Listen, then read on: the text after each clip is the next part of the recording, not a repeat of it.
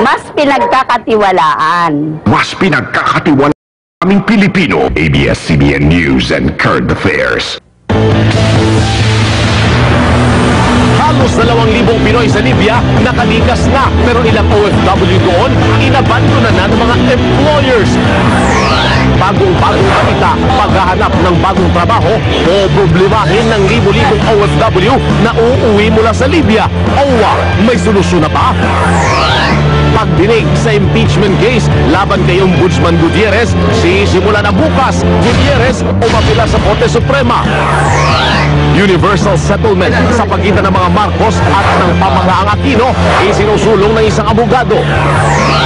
Panukala sa isang barangay sa Ayala, Alabang na nagbabawal sa pagbili ng kondom na walang reseta, sinita ng Konseho ng Muntinlupa.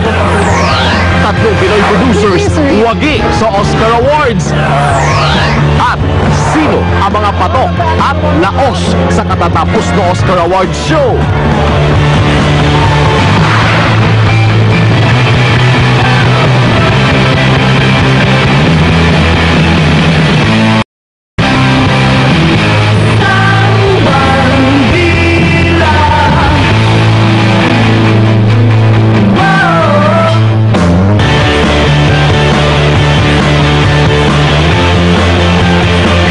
Balita ang buwabandila matapos ang halos 2 linggo mula nang pumutok ang gulo sa Libya, nagsidatingan na rito sa Pilipinas ang ating mga kababayan na matagal na rin nag-intay ng saklolo.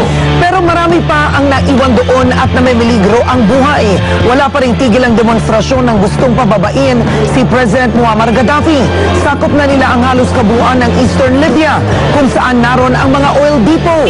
Sumali na rin sa kilos protesta ang ilang military unit. Pero hindi pa rin natitinag si Gaddafi at walang senyales na bababa siya sa pwesto. Samantala ngayong gabi, nakauwi na rin ang isa pang batch ng OFW mula Libya. At live mula sa NAIA Terminal sa Pasay, magbabandila si Gretchen Malala. Gretchen. Kakalapag lamang dito sa NAIA ang eroplano na lulan ang 21 OFW na inilikas mula sa kaguluhan sa Libya. Ito na ang pangatlong batch ng OFW na dumating ngayong araw. Sinalubong sila ng mga kawani ng OWA at EFA. Animoy nabulutan ng tinik sa dibdib ang mga dumating na OFW. Halos lahat ay natuwa at naiiyak sa tuwa sa kanilang pagdating. Karamihan sa mga dumating ay mga manggagawa sa isang